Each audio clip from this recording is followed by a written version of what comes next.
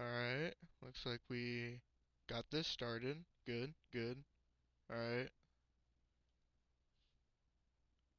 Of a singular. Oh crap, hopefully I don't get copyrighted for that. My apologies, pen. We'll wait for everyone to get on. Then I'll have to share the stream. Who's pulling up? I'll have to wait for it. Alright. I see one watching. Alright, hopefully that one will show up.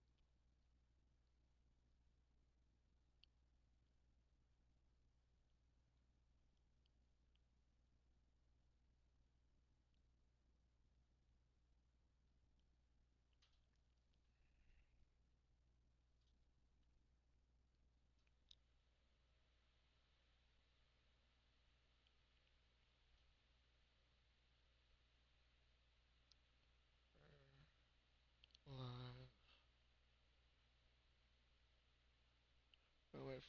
Okay, there's one here. Yo, what's up, bruh? I'm just waiting for some more people to show up so they don't miss anything. Just want to give them a few minutes. Don't want to, jump the gun too much.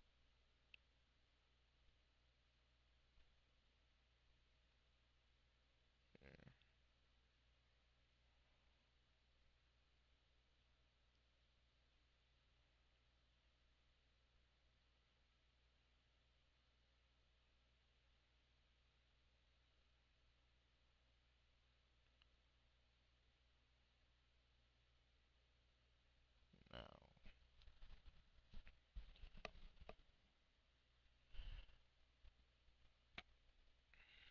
we got one. Alright, so, uh,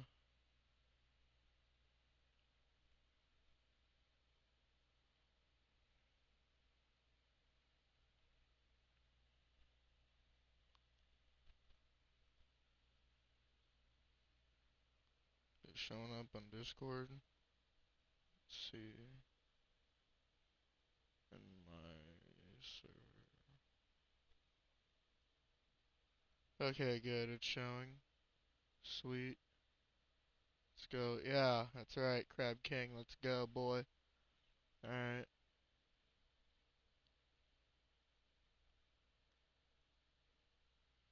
How many people are watching this now?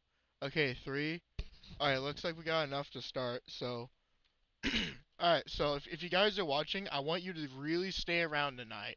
Because here's how I'm going to be doing this. I'm not just going to sit here and just rip off, someone's video who spent a lot of time making it. That's a lot of production time. We're not going to do that. Instead, whenever he makes an argument, I'm then going to go over it using something either from Oricon Archive, or I could YouTube it, or I'm going to be using Ishtar Collective, Destiny's resource. It's knowledge resource. And I'm going to be making points of my own, what I disagree with. Uh, but I want to make this very clear. This is not at all a witch hunt, alright? We're not witch hunting. This is me not liking someone's video. Yo, what's up, Burn Man? This is simply just me not liking someone's video. I don't have a problem with him personally. I respect his content. I want you guys to have that same mentality as well. He is not sweaty, alright? He's not a sweaty scalar kind of guy. He's doing his own thing. Okay, that whole axiom, the whole, like, Hilbert space weirdness thing, just, you can scroll through this, whatever. I'll drop links in the chat real quick while I'm at it. Copy, sign in a chat. What do you mean sign in a chat? Can't perform inside interact. You can open this. Okay, whatever. Uh, going back to the stream. That's real. Just, you know what? I'm going to just bypass this entirely instead of just being stupid. Wait, no, I'll just go in here. Where's the See, if you're in Discord, uh, I'm telling you, uh, keeping a personal Discord purely just to drop links in there is amazing. But while I'm doing this, let's get to the video. Uh, okay, a few more of you joined. I want to reiterate this. Is he scaling Warframe? No, no. I'm not gonna spoil anything because I want to leave that for the whole point by point thing. It's gonna ruin the whole point of the video if I spoil it. But with a few you here, I want you to keep this in mind. We're not witch hunting. We're not we're not this is not hate. Okay, we're not making hate mail or something. This we gotta be a little better than that. So, but while more of you join, I'm gonna drop some links in the chat for Ishtar Commons here. I'm going to also drop Ishtar Collective. Gonna go on Discord. Paste. That way, if you want to know where to research some of the things I talk about, there is a database that you can consult on your own independently. Just let me go grab the rest, and then I'll get started. Because there's starting to be more people in the chat, and they're starting to see what's up. Okay, give me a second to grab it on my phone. It's annoying. Come on. Okay, let's go relaunch Discord on phone. Give me a second. You clearly see this here. Okay, good, good. My phone got it. Okay, first we're going to drop the Ishtar Collective link. And then I'm going to drop the and by the way, you see this in chat here. I am dropping links to resources that you can use. I promise you. And this is Orkin Archives. So, if you want more resources in the chat, please let me know, and I'll give you more resources to review. In fact, I'll grab one more for you guys while I'm at it, so I don't have to stop later. Uh, there is uh, an academic resource tool that you want to consult for the more philosophical related stuff. Internet Encyclopedia of Philosophy. Yeah, here it is. I'm going to grab this on my phone. Okay, share. Video was covering it. I'm going to pull this back up. And then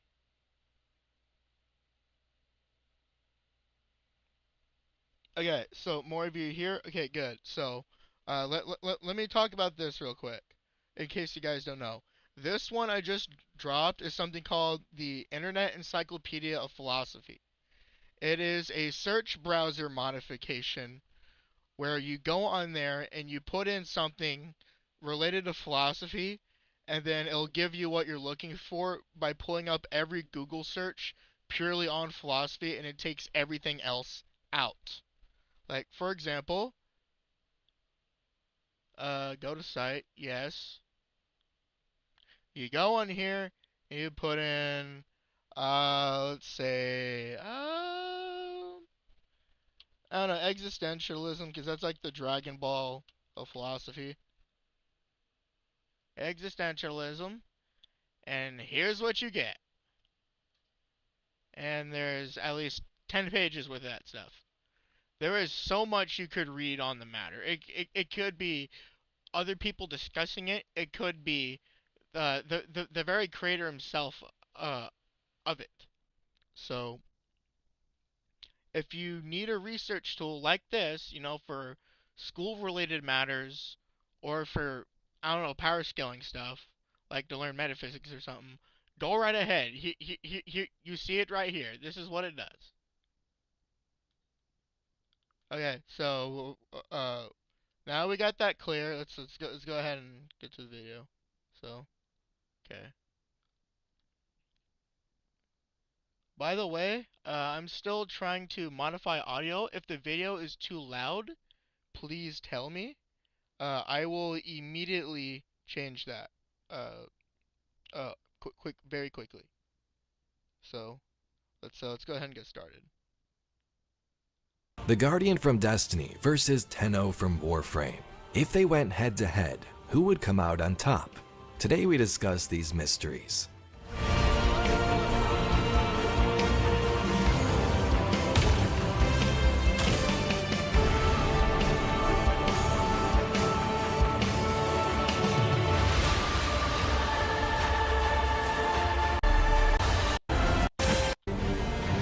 Has many factors. Who is the Guardian? This of course has many factors. Who is the I agree. Guardian fighting? Which Warframe is being used? I agree with that also. The point of this video is to discuss some of the lore of both games, present That's good to hear.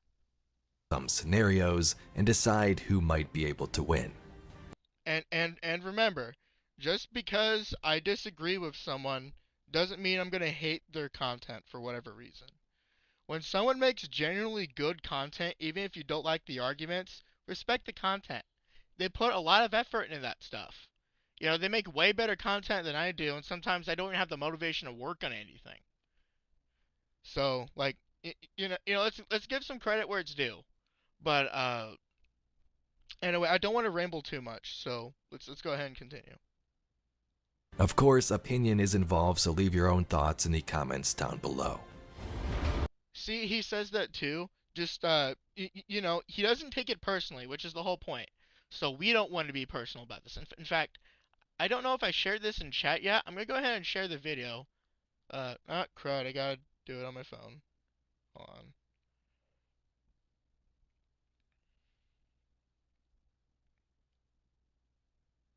Let's go do this. Let's go pull up the stream. Here. Holy crap. Pimp Demon, you are the GOAT. I hope you realize that. Burnman, I know it's not the problem. Uh, it's not the whole point, my guy. Is just I'm trying not to lean in the direction of hate. Like I'm I'm certainly not tiny. I'm small compared to him, but I'm certainly not tiny. So I want to make sure I don't foster, hate. We don't want that. Which, by the way, that's Evaze's video. I don't know if I put that in the description for the stream. I'll go at it later if I hadn't, but just so you see that I did link his video. You know, but anyway, let's go ahead and continue, so I don't bore you guys. The character you play in Warframe are called Tenno. These were humans aboard a colony ship, which got sucked into the void and changed forever, granted powers and new abilities. Long story short, the Tenno became warriors able to tap into a conscious state and control what's called Warframes. He is correct about that, by the way. He's not lying. It is surface level, granted, but he is correct so far. Mechanical and biological suits that each possess different abilities in their own right. The suit itself, the Warframes, can die, but the operator controlling it is still alive, likely safe inside their ship. He is correct about that to some degree, although to play devil's advocate, we don't know what was going on with the Warframes during Stalker's Quest, Jade Shadow. Like, hold on, let me go and see if I can pull this up in Orkin Archives. See if I can pull up the quest. Jade Shadows. Okay, yeah. Let's go pull this up. By the way, this is purely just to give you the quest, so I don't have to just rip off someone's video on YouTube and, cause potential incidents. So, okay, so this part, he's trying to get Jade. Here, let's go find where's board his ship. Tenno's landing craft. Stalker, go down to the ramp. So if you see this here, there's nothing about the Warframe. If you already played the quest, you know what I mean. But if you haven't, basically, the Stalker is holding the Tenno at knife point because he needs the Tenno's help with Jade, the Warframe. So they collab to help work on Jade. Alright? That's what leads to the rest of the quest, and and he takes his kid out, Lua, and we don't really know. Uh, Although every once in a while, when you go and visit the Grenier on Earth, what's his name again? Uh, what's the Grenier guy's name? Someone knows it. Drop it in chat real quick. Uh, Gaul. Let's see. Call. Yeah, it's Call. Okay, so Call. When you visit him, sometimes you do see the Stalker with the kid if you choose the Protector ending. That is something we do see with him, right? Like after the quest, if you pick Protector, I didn't see the Destroyer ending. I just know that you pick the name, and I don't know if he visits you on Earth still, if he's a Destroyer instead of a Protector, and I don't know the Protector stuff. Uh, I just went with the Protector thing. I don't know anything about the Destroyer because I did the quest on Xbox back when Warframe wasn't working. Actually, I found out the reason for that because I talked about it a few times. Yeah, I kept putting it on my D drive. That was the main problem. I needed to just put it on the C drive. So, yeah, that's why I'm able to actually do Warframe stuff now. Okay, so enough for the ramble. Let's go back to the video. Tenno have many capabilities. The operator themselves without the suit have powers. These include the following. They have void beams, void blasts, void mode which they can go invisible with. Pretty much in their natural state where they can summon powers from the void. Channeling into this conscious state and using warframes in battle allows them to expand their abilities even further. But operators by themselves are still pretty powerful. Immortality as long as they still possess Oro.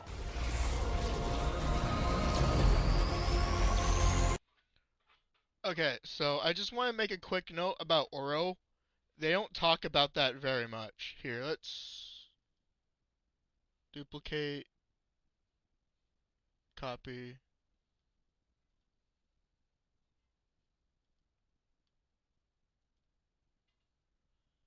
Let's put in Oro.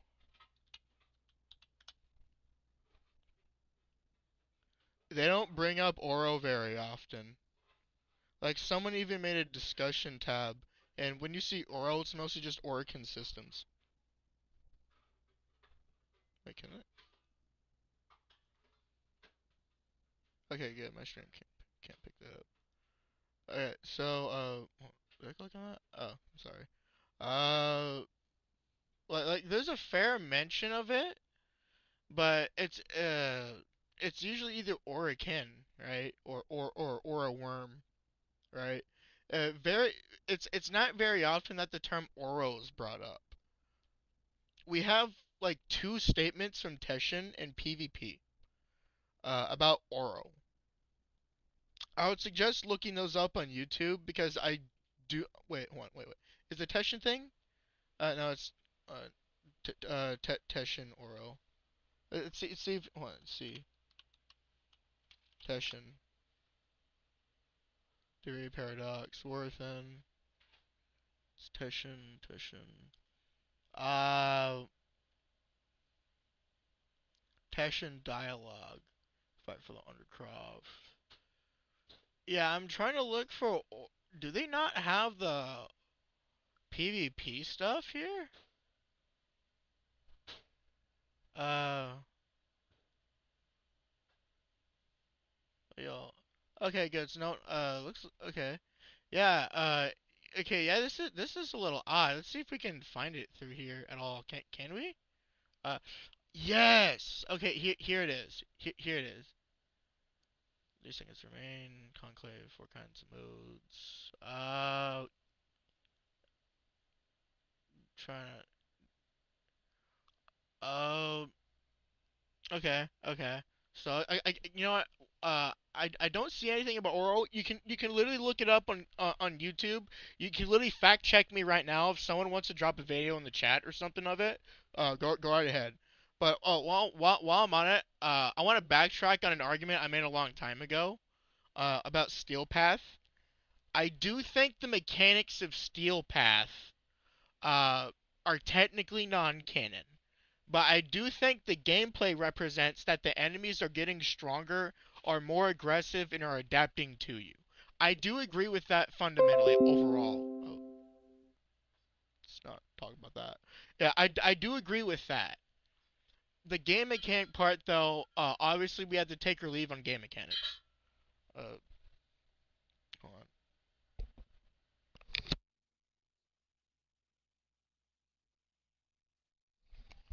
Anyway, uh,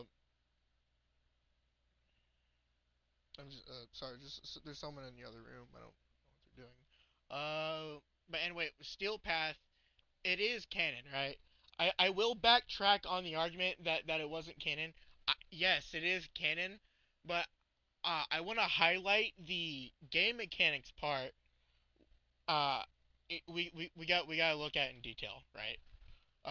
I don't want to ramble too much about it, but I will backtrack on Steel Path. That was an argument I made a long time ago, and I don't want to just drop the subject and pretend I didn't make the argument in the past about it not being canon, right? But in the same vein, I treat Nightfalls as not being canon. To be fair, but you could play devil's advocate and say that Nightfalls though isn't legit, which that's fine, right?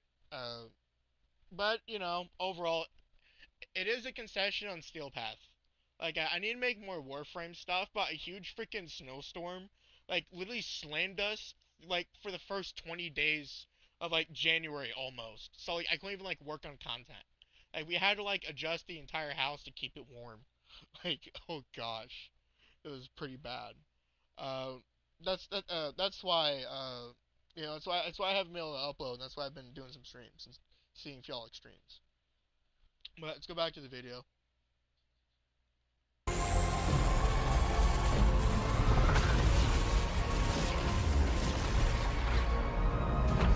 In tremendous ways. Okay. He forgot to mention something.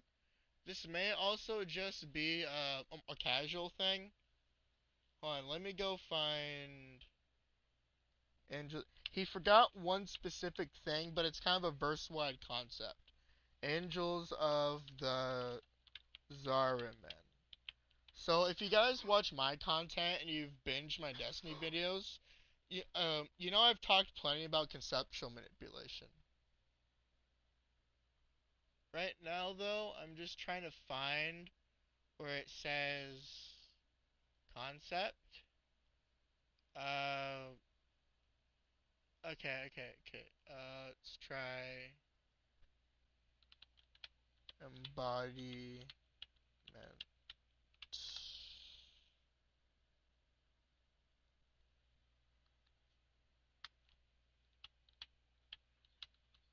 Concept. Ignore that. Conceptual. Uh, yes. This is what I'm looking for. Okay. Crap. Hold on. Whoa. Where the heck is it at? Anyway, you see the comment here, right? Yeah, we covered conceptual embodiment in TA as before. Okay. It's gonna take a minute to uh go through that, so I'll just highlight the comment here. When they're talking about conceptual embodiments, they're referring to the operators as the embodiments, alright? The operators are strong, but the warframes are stronger if they're used by an equally competent operator. Warframes handle the full power of the operator. Operators are more of a power battery. They're strong, but they're not that strong. They have a ton of reserves, and they connect with warframes, and warframes are just really strong because the amount of void energy that operators have. That's why whenever you see the Drifter beat up Kiluvo, it's pretty pathetic for Kiluvo to take an L like that. but at the same time, he didn't have an operator. Alright? So he lost a drifter, who, of course, didn't lose his power when he left Duviri, and then went into the new war. I just want to mention that, by the way. Uh, Kilivo is on par with the other Warframes when you use him, since he's available. Either from the Duviri quest. Is it from Duviri quest? I think it is from Duviri quest. Anyway, every Warframe also represents a concept, alright? Every Warframe represents a concept. Like, Atlas is like the Earth Golem god Geb, right? That's why he can do stuff with rocks and stones and all that crazy nonsense. Banshee would be like the silent wraith who can like scream and reveal your weaknesses to her and all that really scary stuff. Haro's the Halloween guy. He likes hurting himself to make his teammates better, and he likes doing all the work. He's like if there was a version of Eidolon hunts that were released and refreshed, but you had to ad clear a bunch, Haro would be best in slot for that. He's kind of like that guy. He's the Halloween kind of guy. Uh, Basically, there's like 59 unique warframes, and there's an X amount of prime warframes who are all concepts. Like Necros, you can go check his lore right now for either Necros the Warframe or Necros Prime the Warframe. He is death itself. How are you death itself and you play as it? That is weird. All right, that is complete and utter weird. Like Destiny and Warframe are like the JoJo Bizarre Adventure of like the video game world. You can do weird, wacky, crazy stuff in those games. Granted, you can play the same to other games, but this those games have some truly weird and wacky, crazy stuff. Just I don't know how else to describe it. They break physics, okay? They break physics, and we don't understand it. We just have to power scale it, and it's annoying. Like, okay, like, let's just be honest. It's crazy. It's annoying. It's nonsense. But we're gonna have to go with it. That's kind of it. Anyway, you know, but he forgot to. But the whole point is he forgot to add conceptual manipulation. I just want to highlight like the depth of conceptual manip in Warframe, like real quick, in case y'all didn't know. So anyway, let's go back to the video. Human lifespan tripled. Colonies were built on other worlds, and humans would try to expand. The Witness made its way to Earth with the Black Fleet. Okay, so I'm gonna assume a lot of you pretty much know like the lore by now. If not, maybe I'll make some other stuff, but who knows. So I'm just gonna skip through, so it's not quite ripping him off as much, if at all. Well, it probably is, but I digress. Causing. But the Traveler, in its dying breath, would create the Ghosts, small companions to seek out dead humans and resurrect them. Guardians don't remember their previous human life, but are now protectors of humanity and the last city. Warlock. They wield the light from the three different classes, Hunter, Titan, and Warlock. They wield the light from the Traveler, powers in Solar, Arc, and Void, and also of the Darkness, Stasis, and Strand. They can wield normal weapons and also crazy exotics.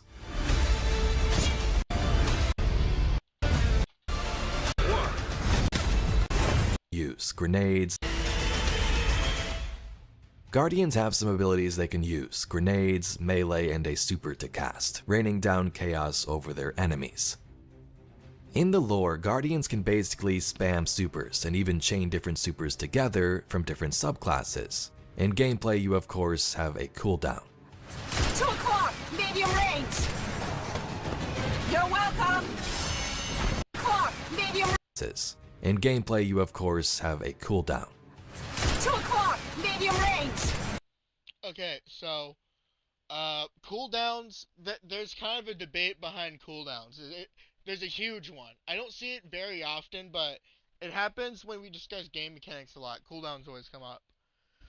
The problem with cooldowns in Destiny is it's mostly stamina dependent, alright? When you're the main character, you can just spam stuff over and over and over, right? normal Guardians who aren't like built like that, that they can't do that kind of stuff, right?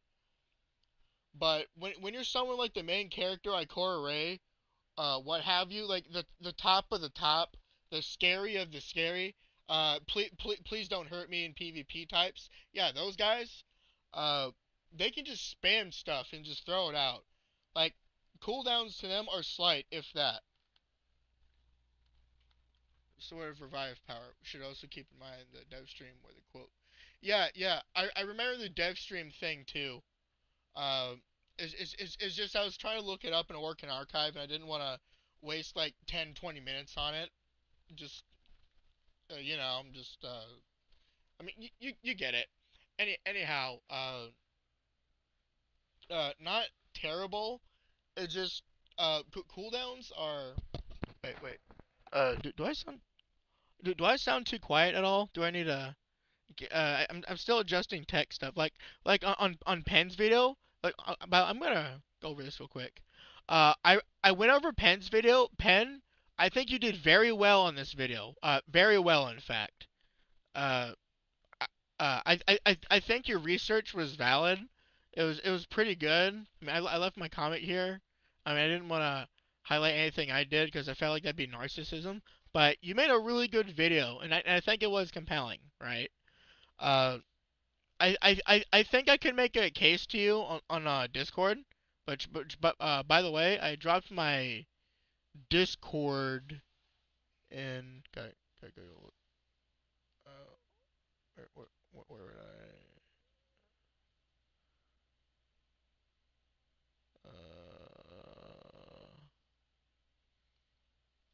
Let's go. Oh, here it is. Yeah, in the community tab here.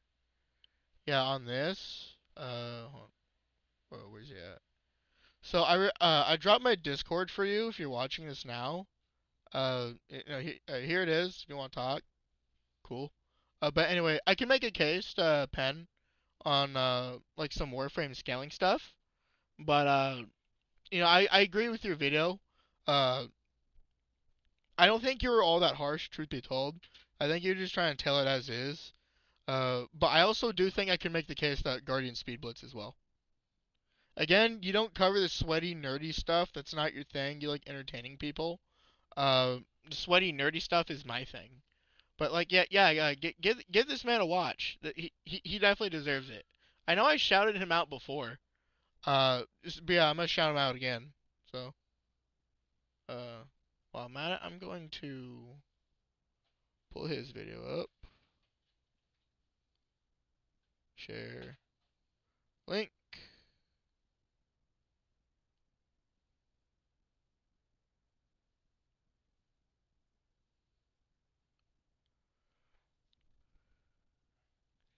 Where we have the Tenno reveal. Okay, so remember, right? I wanted to shout out Pen, and wanted you to see it that I did. So anyway, on to the video. Very good video by Pen. I highly respect it. All right, back to Evaze's video. You're welcome! Now! To slow down foes. There's Nova Bombs of Void Energy, a tether to slow down foes, a Sentinel Shield, and Stasis to freeze enemies, just to name a few.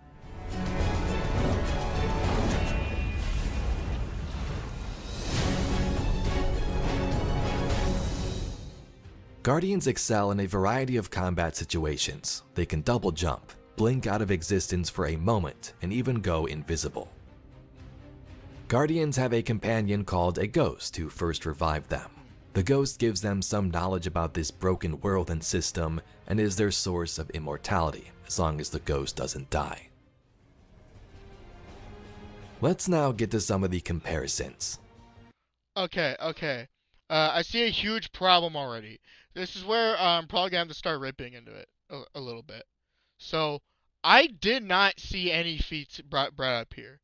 All I heard was lore stuff that he brought up, which is good. You want to introduce people into the other verse and be entertaining. No one is disputing that at all. But you absolutely should have brought up more feats. Again, he's a casual guy. He doesn't power scale or whatever. He does this for fun, like it's supposed to be done. So, like, I'm not gonna hate him for it or like tear him to pieces. But I am highly critical of that. You should have brought up a bunch of feats. Like, I could bring up a couple things right now. Let's go to Ishtar. Let's type in Throne World.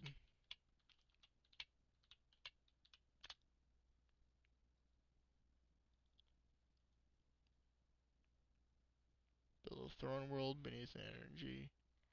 So, let's make a quick little point about throne worlds. Oh, I need to find the right one. Where is it? Okay, so let me just make a point about throne worlds. You can literally get them to infinite 4D because there's an infinite amount of Hive in Oryx's network, and they're all ascendant and they have throne worlds. Okay, you can literally put Oryx at infinite 4D because he transcends them all, including the entire court, which transcends every other ascendant in that tier that are garbage who have throne worlds. But this just still cause people to think. I agree. There's a trickle down effect. I'm 100% with you on that, right? But I'm gonna discuss that later whenever I give my thoughts on the end of the video. I'm just making sure to cover points that he's like not bringing up yet. But like anyway, the point is for Destiny, you can really bring up Throne Worlds, right? We can even bring up like Nova Bombs.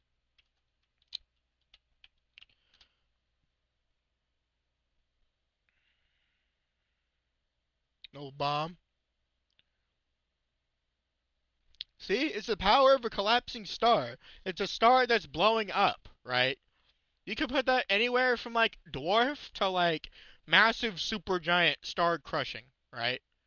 Oh, but it doesn't destroy the planet. Well, they have to have area of effect. There's literally lore for Inspire of the Watcher where a ghost has to use a guardian so they can use their abilities. Like the guardian isn't even using his powers. The ghost is just controlling the guardian and using their abilities so they don't blow everything sky high, right? So yes, you can definitely account for area of effect in guardians training their area of effect. Like you can literally look up Shah Han. See, Shah Han Hive. No. Ghost.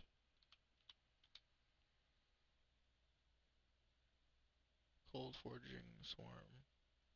Gallahorn. No. Scavenging the Drome. No. Uh. Kill. Ghost. Risen.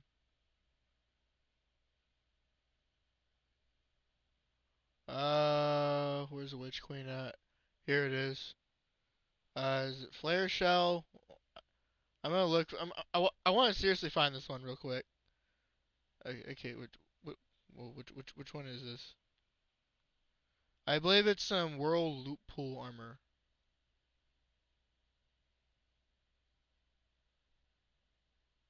Okay, so we're gonna put.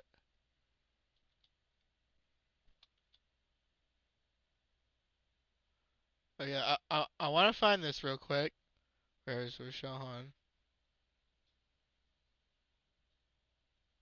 Uh,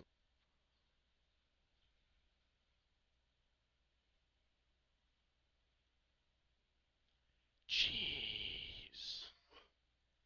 Trey Shaw.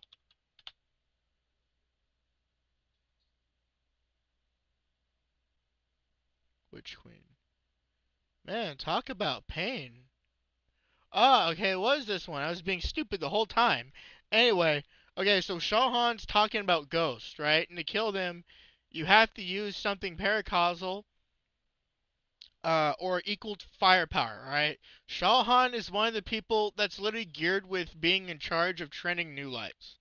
Alright, PvP in Destiny 2, that's also canon. Shax is supposed to train you on how to be a better guardian with PvP. PvP is straight up training. Iron Banner and Trials of Osiris is the ultimate test of your skill. All right.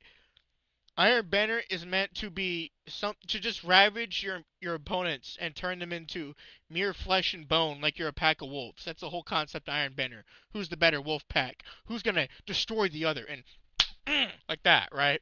Who's gonna be the first one who's gonna do that? That's the whole point of Iron Banner. Trials of Osiris is a 3v3 tournament-based bracket where you get to 7 wins, and then you go to Lighthouse and you get your loot, right? But only the best of the best of the best of the best repeating, even amongst the Sigma 5 level Guardians. I know, I finally said the word Sigma. Uh, I just find it cringe. But anyway, moving on. Even amongst the Sigma 5 Guardians, uh, although granted, Ikora Ray and Zavala and others like him don't participate in trials, Guardians of that tier who are on the main characters level though, oh yeah, they have to fight them all the time to go to Lighthouse. Like they train all the time, right? Like if you go to Spire of the Watcher lore right now, again you can fact check me, find it. You're gonna see what's going on with that, right? But anyway, I just found more like within 5 minutes than Evaze's video did, right? What does that tell you? I think it tells you that he's not. I'm not gonna call him trash. I refuse to call him trash. But I think he was slightly lazy in his research, right? Uh, I obviously have issues with it. Like again, you can really bring up Nova Bomb, right? Bring up the fact that it's like a collapsing star, right? Anyway, let's continue. Tenno are connected to the void. They were humans, but now they have these void powers. Yes, we know that. You said that earlier. Continue. So the Guardian would have to kill the Warframe and then kill the operator using it. I agree with that. There are ways of getting around it, like with Strand, but we can also debate that too. Who knows if Strand can fully tear the Guardian away from the void? I just think it can tear the Tenno away from the void. That's just my opinion. Again, we can discuss it if you want. And even then, the Tenno still likely exist in this void itself. So personally, I'm not sure if anything can be done about that. There's plenty that can be done about that. The Guardian is an ontological force of nature. We can go and find that right now, in fact.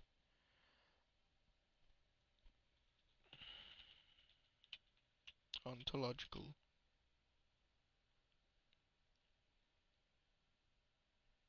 Season of the Drifter.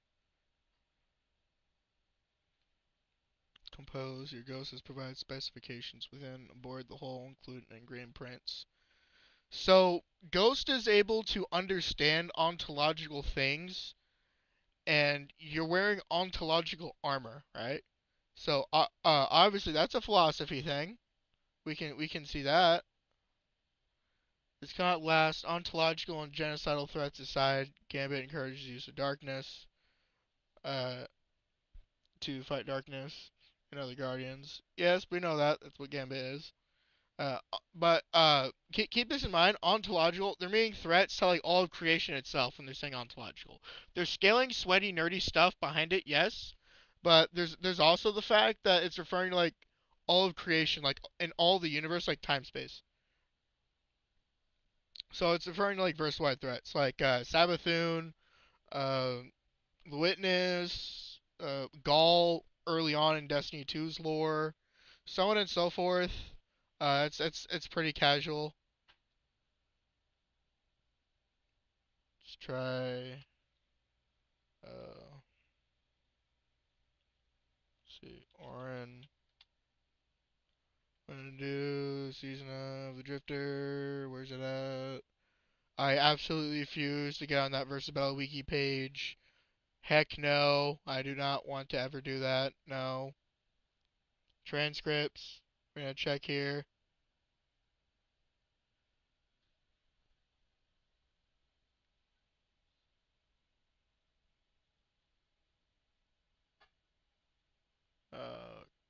Okay, here. Is this it?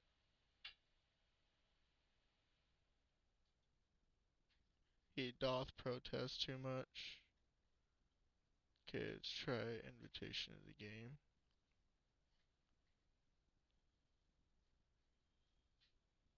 Power, she got it. Let's try invitation to the 9. Let's look here. Oh yeah, week 3. This one was crazy. Okay, no, not this one. Where is it? It's mystery and potential. That's the quest. Mystery and potential. No. Anyway, you can literally go on Versus Battle Wiki and grab the ontological thing. I'm not gonna go through this forever and bore you out. But the whole point is with this is you can even talk about ontological conceptual stuff. Hold on, let me go find concept stuff. Concept. Black box. That's a concept. No. Legend Acreus. Okay, let's see. Strandlog. Seems to be an endemic concept that religious beliefs, so where it comes from, save that parent teacher. Bad parents means the origin of space power and the concept of cosmic eyes to oppose. It's very nicely. Okay, that's not what I'm talking about. Strandlog. One. Poor sense of connection. Greater whole and crudely is relevant more than likely related to the concept of multiple strings. So I just want to mention that the Guardian technically has spider sense on crack. Then Osiris just casually says practical study by the. Hold on.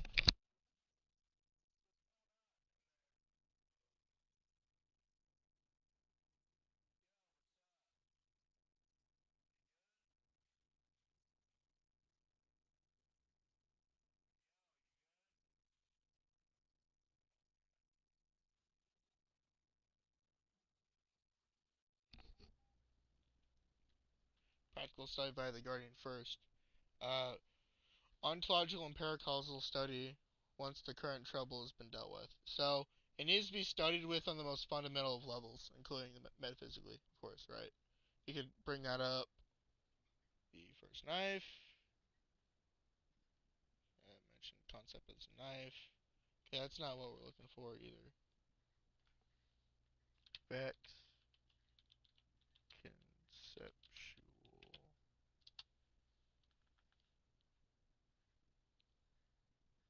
Caliber. Conceptual mismatch. Compensating.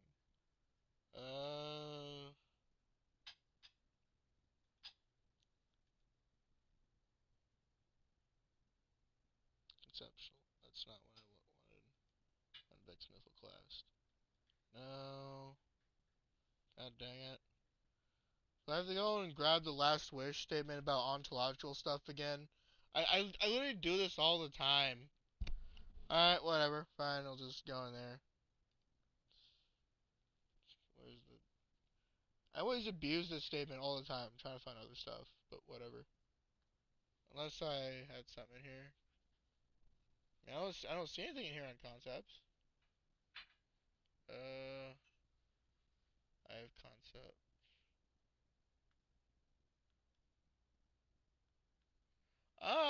Yeah, here's what I'm looking for. Okay. I have principles. Yeah. Alright. Let's go. Oh god, it's too slow. Anyway. You can like go and full screen this and why is this small? Okay, where's a zoom in thing? Anyway, so Oryx and Hive can manipulate concepts and stuff and principles. So like conceptual rules. Like you see that there. The gardener and the winnower.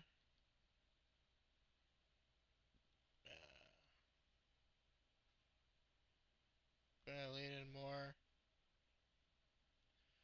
So they are uh, conceptual embodiments and light and dark itself is the powers imbued within creation itself, the universe, right? The gardener and the winnower, they're the ones who created Destiny, and Destiny, the game that you know today, has been played an infinite amount of times. This is the only time in the cosmology that's actually interested the winnower, which is the only reason why the winnower is not even getting involved with the current circumstances of the current cosmos. So, like, be thankful the Guardian beat the Witness, because if they failed, the winnower would just ended all of creation and started up again, because he would have won. Bada bing, bada boom, whatever, right? So,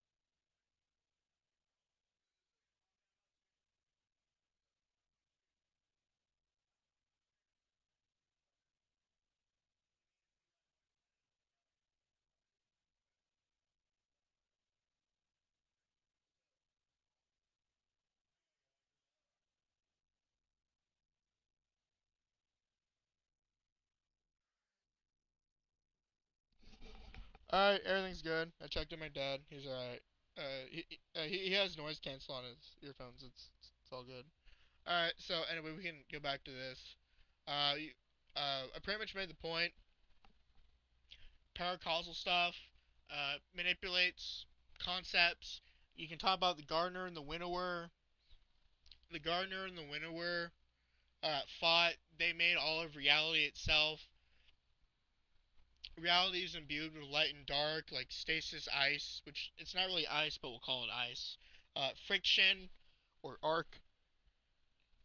The void, which is emptiness, not nothingness. Then you got solar, which is the energies of the sun, right? And you got strand, which is like the network of strings that connect all consciousness and all life. Um, you, we could cover all that stuff. I'm sure he just want to do a more casual take on it. Completely fine. Again, you don't have to do the power scaling nerdy stuff to have an opinion on it. So it's whatever. Anyway, let's go back to the video.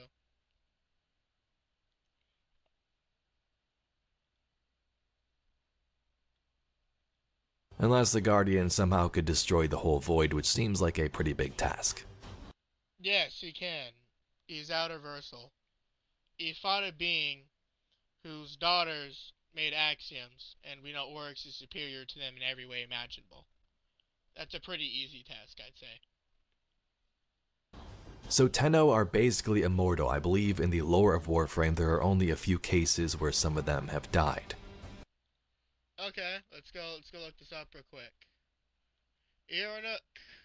Of the 11 axioms, choose one. She made 11 axioms. The Ascent Plane uses 11 axioms. Throne Worlds. They use the axioms that were made for the plane. That's why you have the 11 rules. They're based on the 11 axioms made within the plane.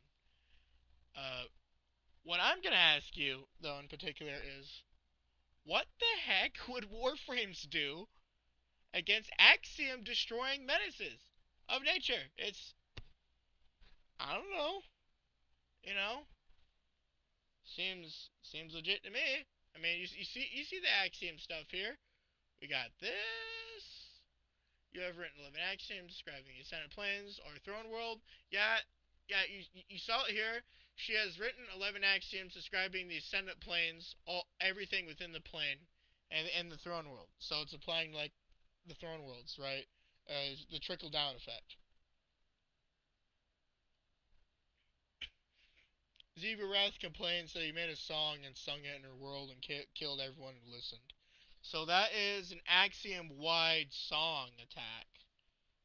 Guardians can deal with that stuff pretty handily nowadays, I'd say, with Prismatic. I'm just saying.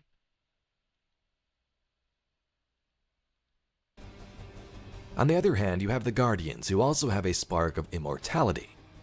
Guardians are immortal as long as their ghost is still alive. If the ghost is destroyed, the Guardian can be killed permanently.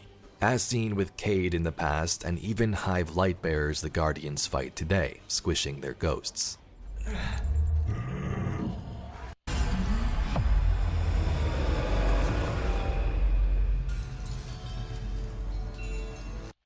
Warframe could kill a Guardian, just wait for its ghost to pop up so it could revive it and then take out the ghost too. Warframe could kill a Guardian, just wait for its ghost to pop up so it could revive it and then take out the ghost too.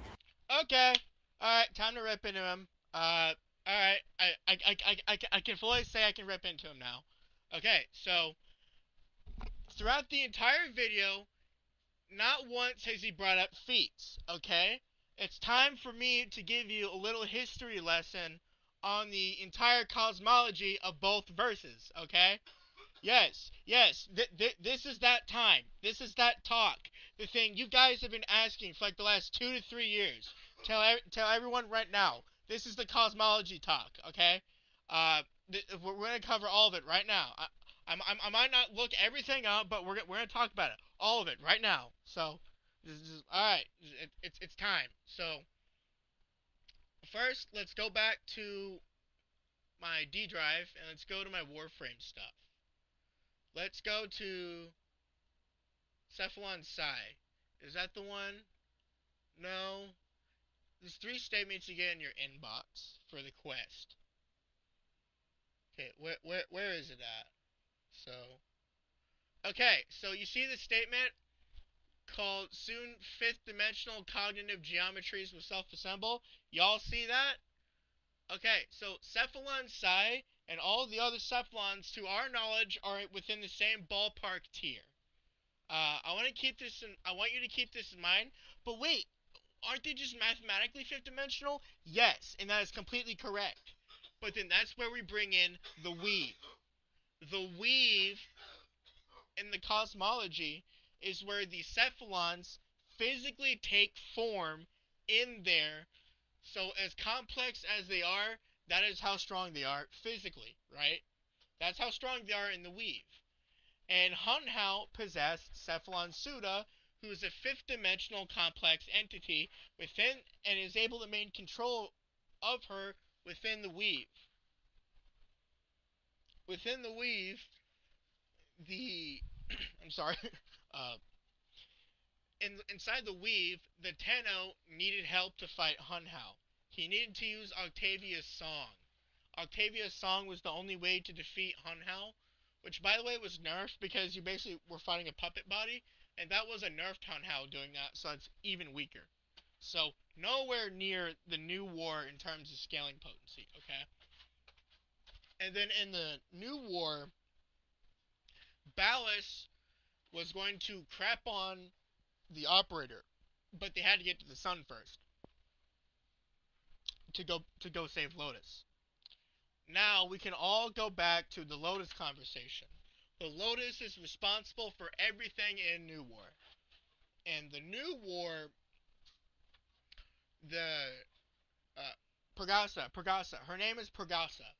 Purgasa received the power that Lotus had left after Ballas kissed her. You can go check the cutscene. She got double drained. So Purgasa could have been way stronger than before. Like, Ballas just stole energy because he wanted to be strong for the greed of it. That's how he did it.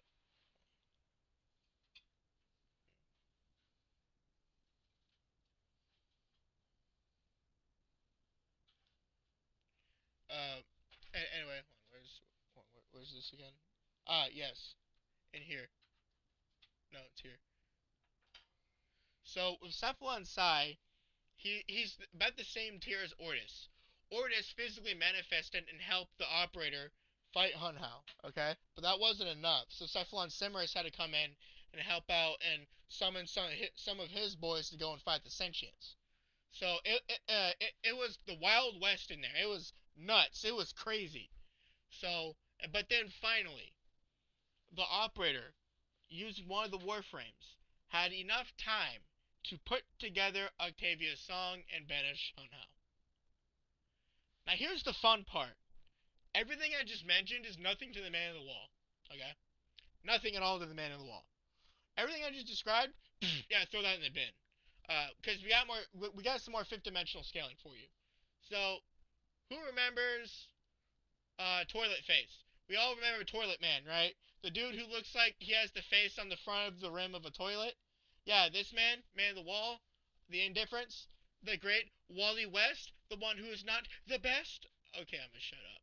Anyway, the whole point is with Man in the Wall, he manipulated, and by manipulate I mean grabbed an infinite amount of timelines, which by the way have an infinite amount of possible futures, and infinite possibilities can be even further created from there. So yeah, that man in the wall, yeah, that guy, he grabbed all those and threw them somewhere. We don't know if he ate them alive or whatever, or just threw them in his version of a trash can. We don't know. We're literally just now going on to the Man in the Wall arc, because that's happening after the New War. Actually, the Hex story progresses that, so I'd be very excited, because, well, we all know why, because it's Warframe, it's cool. Anyway, so, but then here's the thing. He loses one of his fingers. Now here's my argument with the finger, right? Let's say you have the Statue of Liberty and it's made out of steel completely. If you cut the finger of the Statue of Liberty off, at what point does it stop being steel? Never. It remains steel before and after you cut it off. So the finger has always remained fifth dimensional. And then the railjacks use these fingers to power the ship. Because the fingers are acausal, they can generate themselves out of nothing as copies. That's how they're being put in ships. So then they eventually had to put a stop to it because they were worried about the influence of the fingers. Okay? So, when you put that along with Cephalon size fifth dimensional thing, we can find it here. Yes. And then pair that with the sun was going to completely eradicate the ship. And the operator wasn't concerned so much about the ship, he was concerned about the Lotus. So we know the operator would outscale the ship. They're not bothered at all by the sun burning. And by the way, the operator, actually, the Warframe and the operator is so much closer to the sun than the ship was. They're taking its energies to the face just fine. They literally outscale their own ship, being like, which could be obliterated at like any moment. They're being stupid in the New War. If they were being stupid at all in any way imaginable, when getting to the Lotus, bye-bye, they wouldn't have gotten the Lotus. We would have lost New War. That's that, right? So, just to make that clear,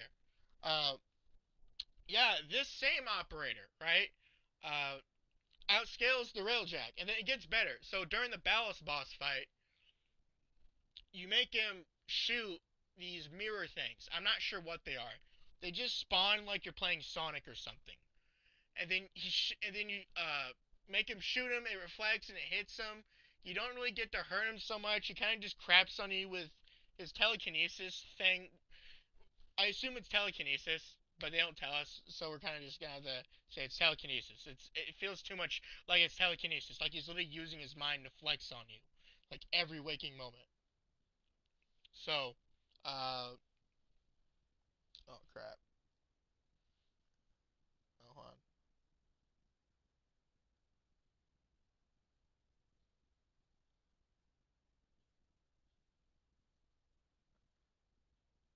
Busy tonight. I was gonna play D2 with my friend from work. I just wanna deal with this real quick. I've been busy.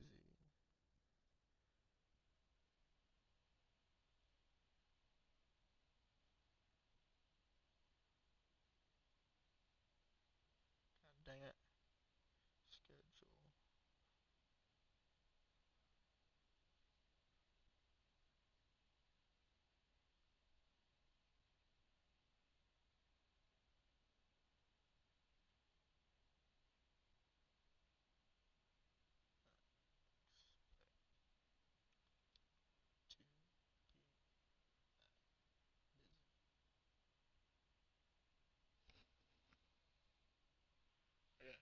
Anyway, moving on. So, getting back to the new war.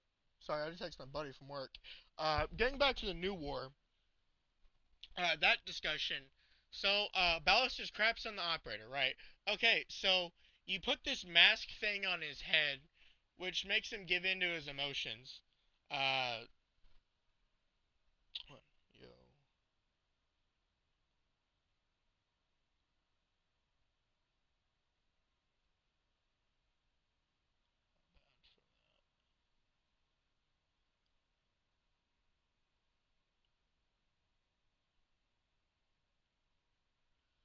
Anyway, going back to the game. Ooh, 21 people. Okay, so, okay, we got a lot of people watching. Okay, if we get this to like 30 viewers, then, I'll go make, some more. Oh, wow. Oh, wow.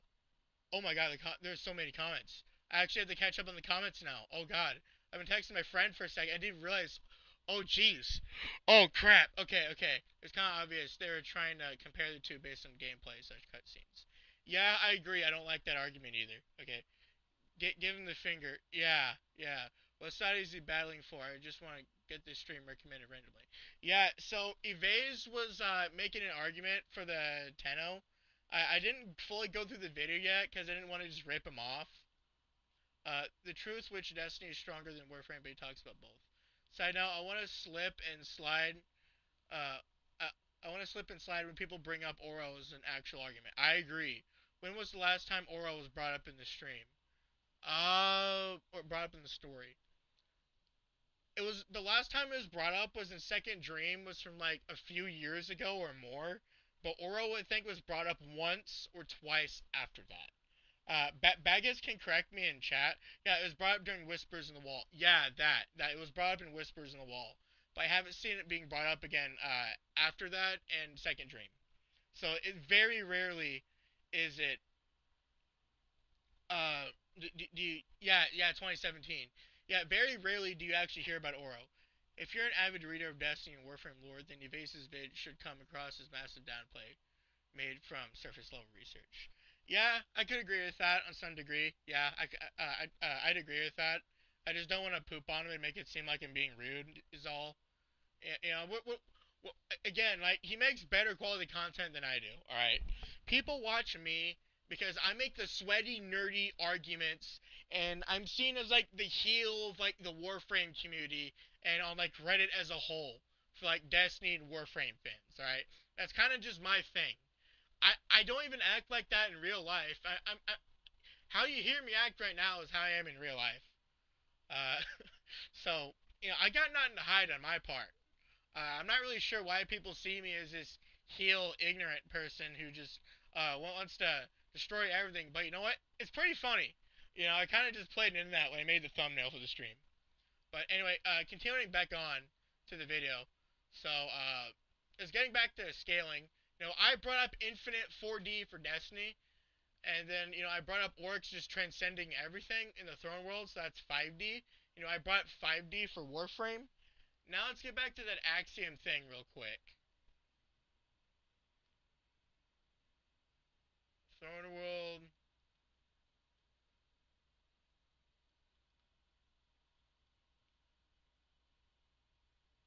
Orcan Archives. Here it is. So, axioms are beyond the very concepts of space and time. Alright? And the concepts of space and time is like literally beyond everything directly, right? Okay, I dropped the Pyramidian thing in the chat. You've had time to just scroll up to the start of the stream by now.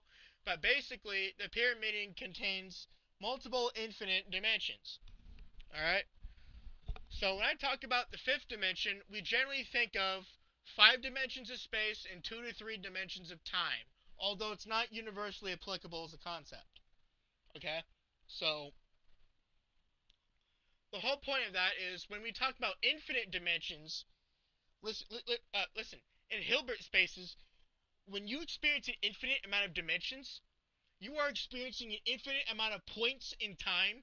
You can go backwards, forwards, omnidirectionally at any point in time, infinitely on scale, okay?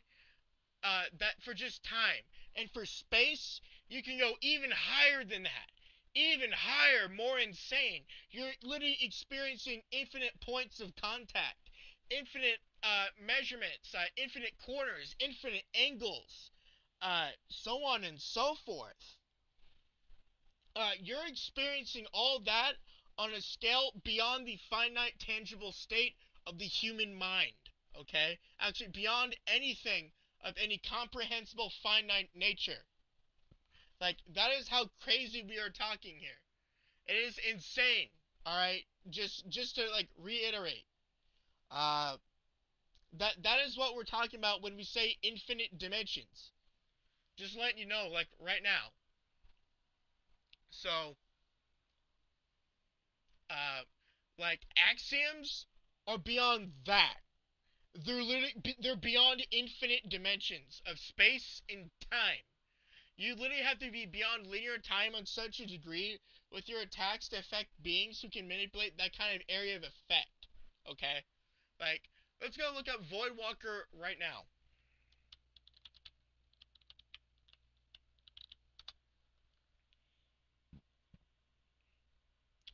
Those who have stared into the void are not bound by the laws of space and time.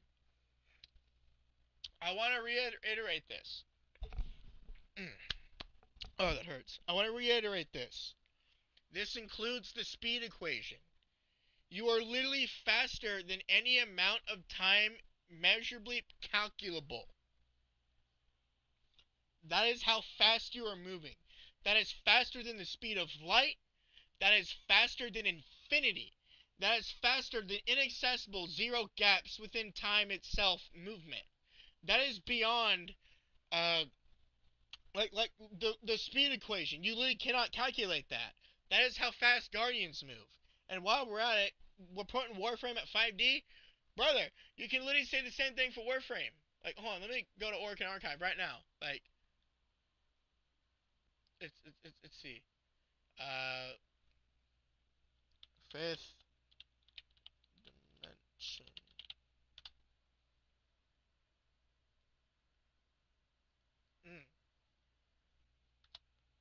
Fifth. Is this? What am I doing wrong here? Okay, fifth. I'm gonna watch this. Dimension.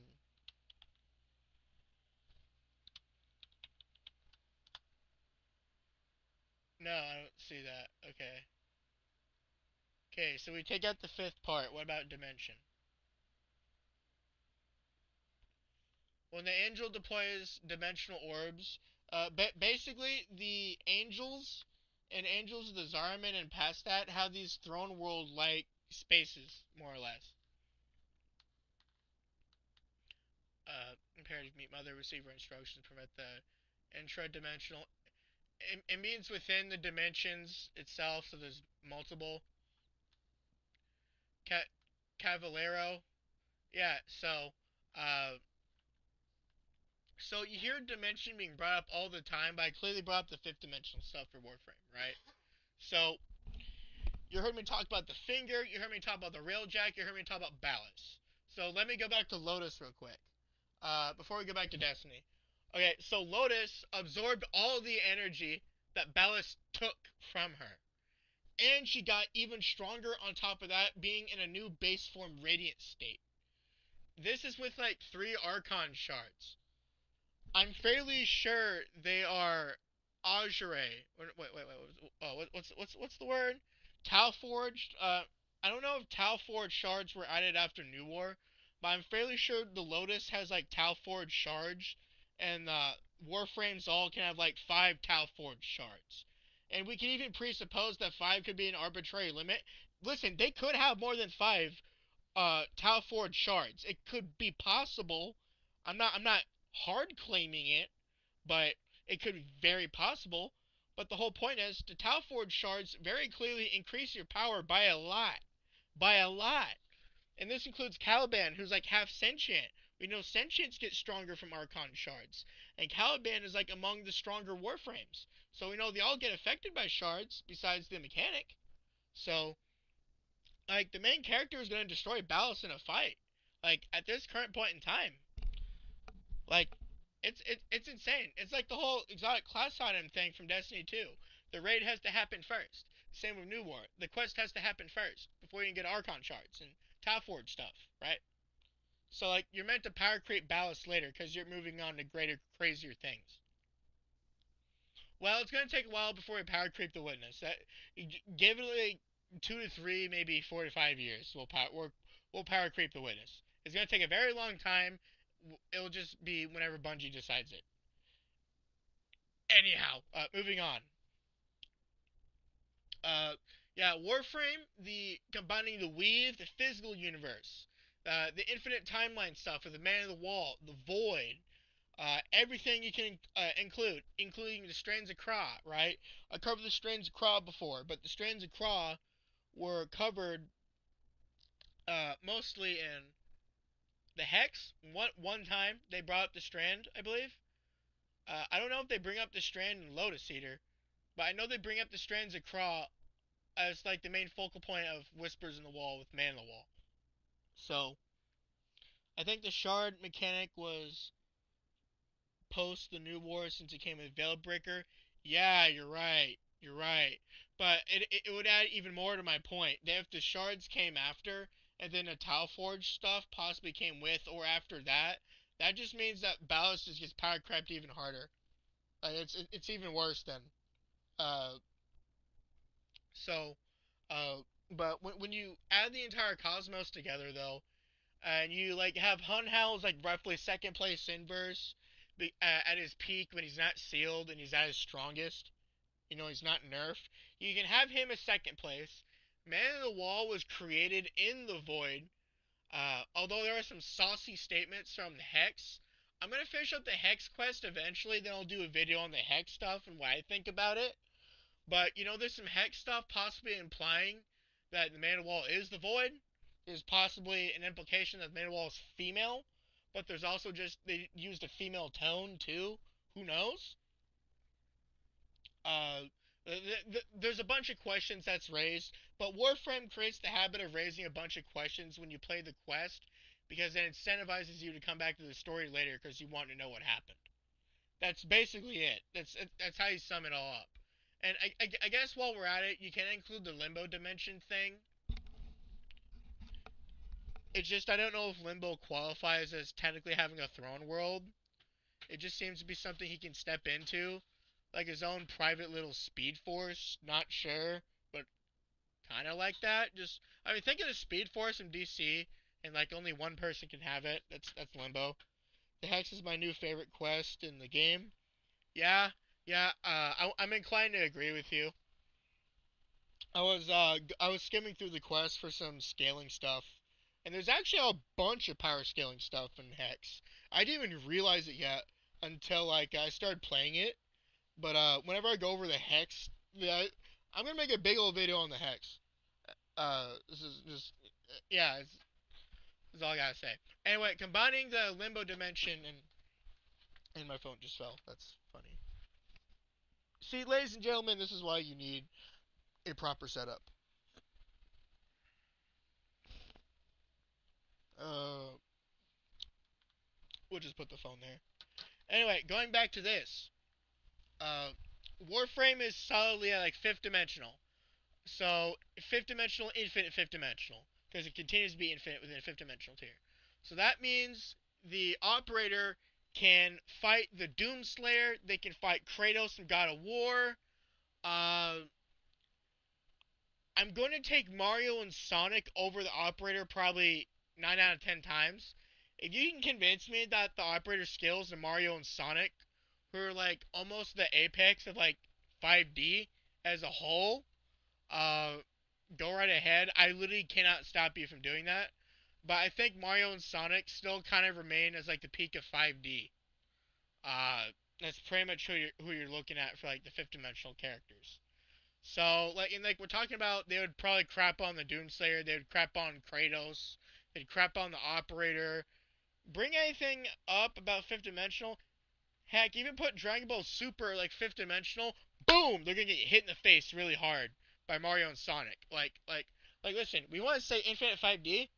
They've been like Mario and Sonic have been Infinite 5D since like 2003. All right, that's the year I was born.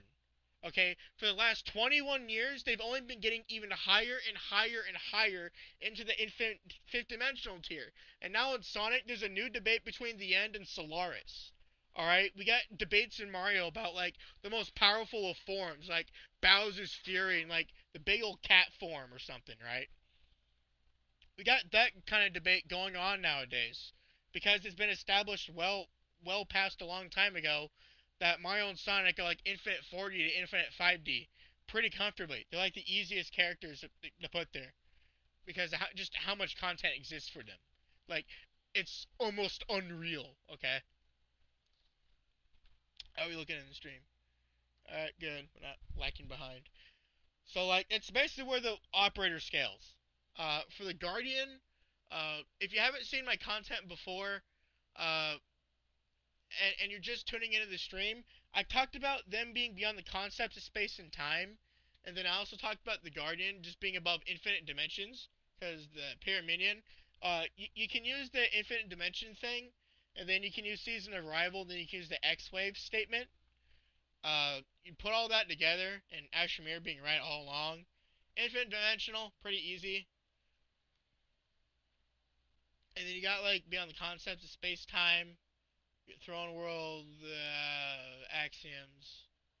Do I gotta go forward at all? No. No. No. Anyway, the whole point is you can get Guardians to, like, Outerversal pretty comfortably. Throne Worlds contain the axioms of space-time. Hold on, let me go find it again. I gotta go put the word in again because I lost it. Axiom. Oh, it's in the Voidwalker thing. I just lost track of it. Anyway, you can go back here again. You can grab another axiom statement. Bada bing, bada boom. Well, okay, that's not the one we use. But is it?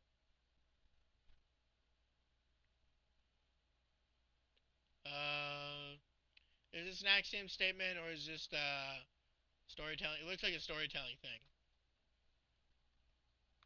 Okay, okay. Yeah, he wants to become the literal axiom of death, space, and time itself. Basically, it's what Oryx is wanting to do. They can manipulate axioms, but they're trying to become axioms so important in the universe that he can't separate them from it. That's basically the dream of Oryx. He wants to be death within the universe. He wants to be like Death of the Endless, or whatever from DC. Right? He wants to be like Death from Marvel. It's kind of what he wants to be like. There are also other ways Guardians can come back though. Crow made a wish to an Ahamkara, a wish dragon, and Cade came back in the final shape. Are we gonna forget that, like, self-res from Destiny 1 exists? But that came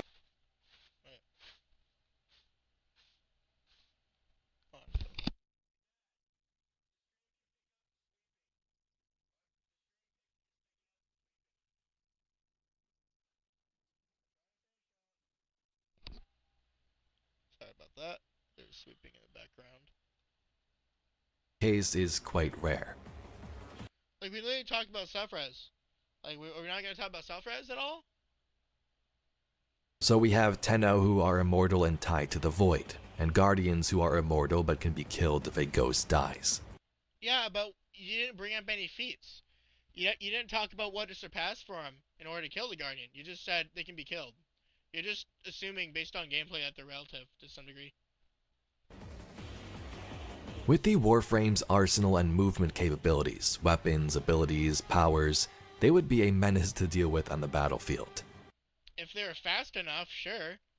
They're like too slow because the Guardians are Outerversal, so they have irrelevant speed and they have even better immeasurable speed stuff.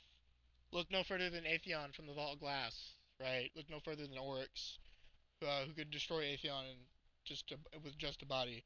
Look no further than Crota in this Thorn World. Look no further than like Savathun. Like Mindbender, you can bring up Fickrel in the Revenant plane. There's so many arguments I could bring up to counteract that. Guardians can have some pretty crazy movement too, like blinking, dodging further distances with exotics like Mask of Bakris. But Tenno are much quicker. The Guardians... No, they're not. You didn't even say why they were quicker. You just said they were quicker. You didn't even research it. You didn't even research your speed scaling either. Do have some abilities that could slow down Tenno though. Suppress. They won't even need to slow him down. They're just too fast. They behead him with like Winter Bite. They'd use Tiku's Divination. They'd use Galahorn. They could use Eyes of Tomorrow. They could use Lament. They could use Heart Shadow. They could use Merciless. They could use Darcy. There's so many things that the Guardian could use. It's unreal. Press them if that works, and even tether them to destroy the frame.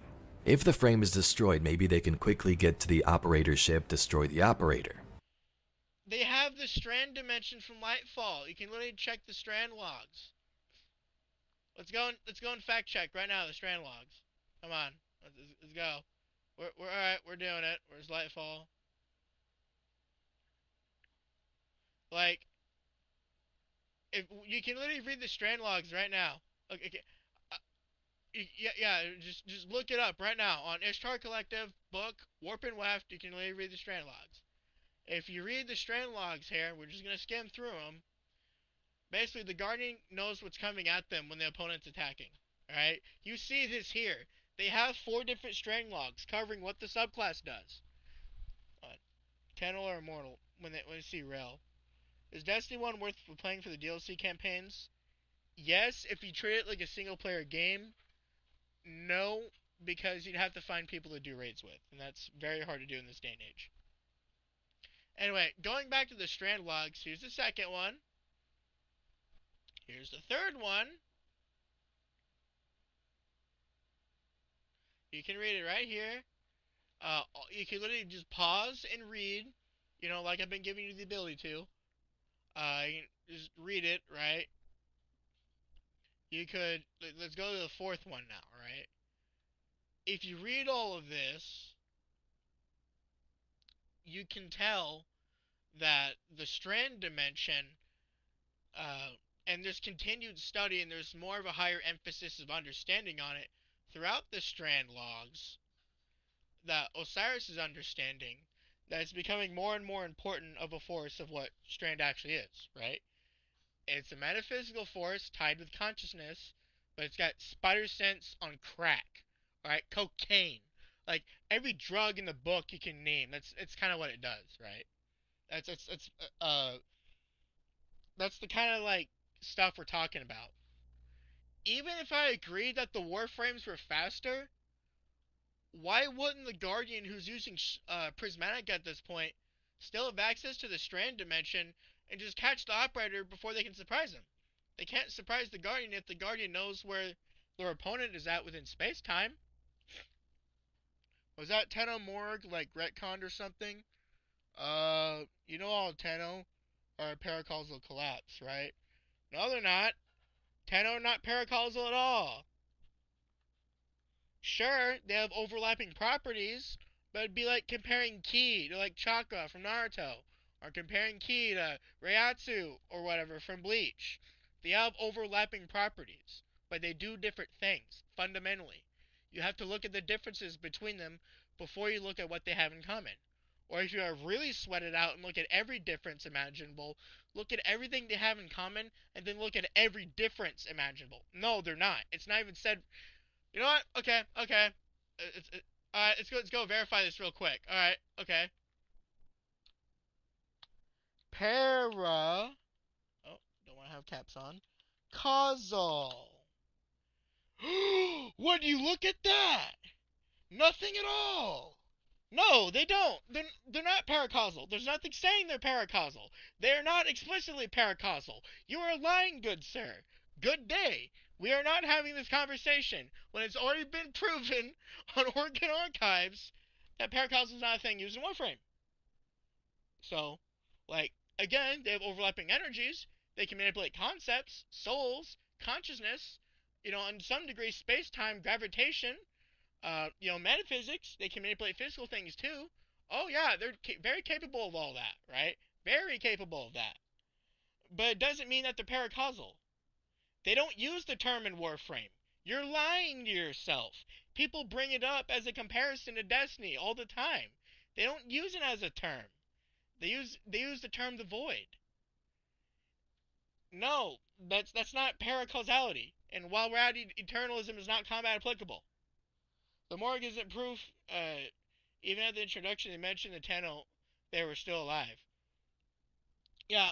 Uh, but the point is, we go back and forth in this all day. No, paracausal's not the term in Warframe. And let's go look up eternalism right now. Eternalism. Yeah, they got a few things on that describing it. Uh, you know, I don't have to tell you what the cutscene is. Yeah, I know exactly what you're talking about. They don't use it at all in Warframe, okay? Stop using the word paracausal in Warframe. You sound stupid, alright? If we're going to use the term, we're going to use the right term because they have overlapping properties anyway. It's a dumb conversation to have. Good day. Yeah, that's two different philosophies. That's what the heck I'm saying, right? It's stupid. We're not having this conversation in this stream. I've literally given y'all what is it? It's almost February of 2025. I've given y'all since like October of freaking 2023. When did Tenno be unable to use the darkness from Destiny without an Umbral Center? They technically qualify as using the darkness because they have manipulation of something similar to Strand, like like the mind and the links with strings. Yeah, bring down the hammer, Baggis. Yeah, bring it. Bring it. Destroy this fool. I know exactly who this dude is. He drops comments like a bunch in the past. Just like Warframe glazing and whatnot. It's hilarious.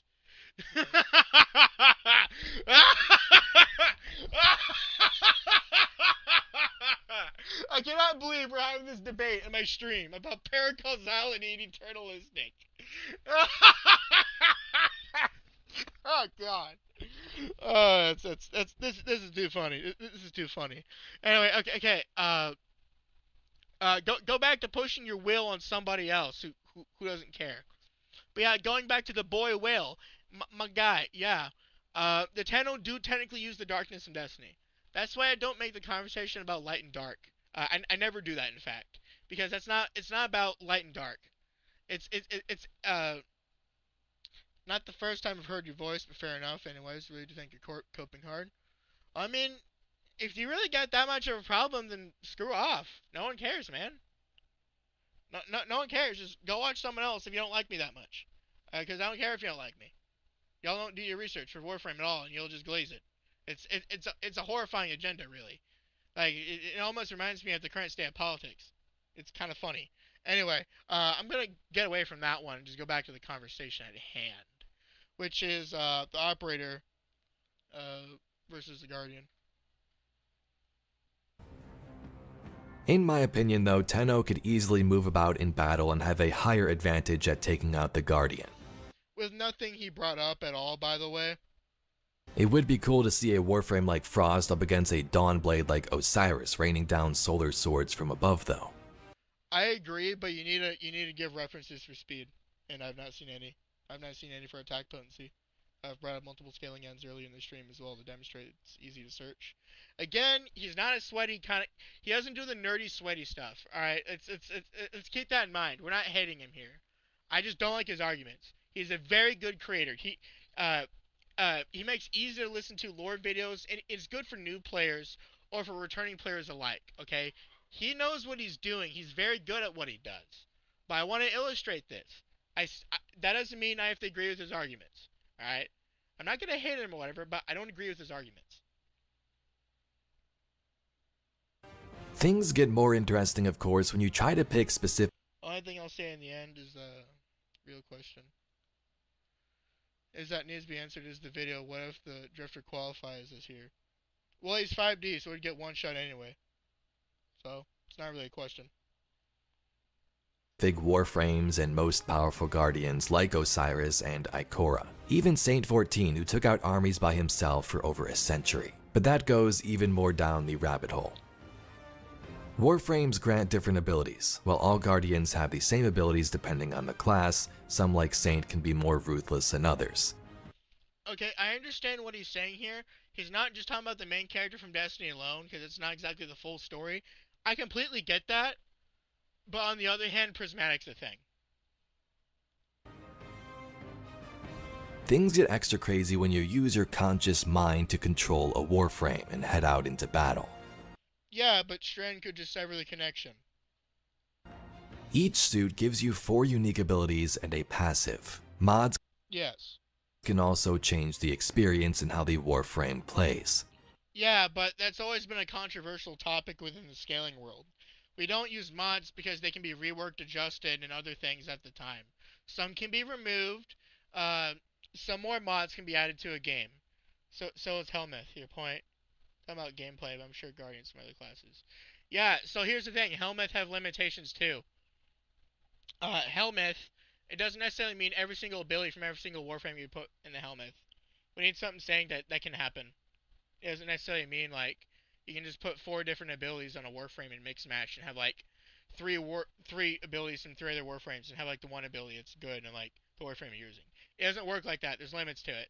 We can't just assume stuff arbitrarily because that's the same thing as wanking and like downplaying, right? It's common sense nerdy scaling stuff. Come on, we all know that. Some frames are good for offensive damage rolls, others are good for support. Yes, that is the case. For example, you could have Frost, who has Freeze, Ice Wave, Snow Globe, and Avalanche, which, you guessed it, are great for freezing enemies. If we don't use mods, then we don't use aspects. No, I am bringing up mods. I'm also bringing up the debate behind them. We do use aspects and fragments. Specifically, we just say the Guardian has access to their abilities. Nothing's actually saying that the aspects themselves are locked to 2, right? Lore and build stuff have always been a weird gray area. That's always been the thing in looter shooter conversations or just other RPGs with a mod system.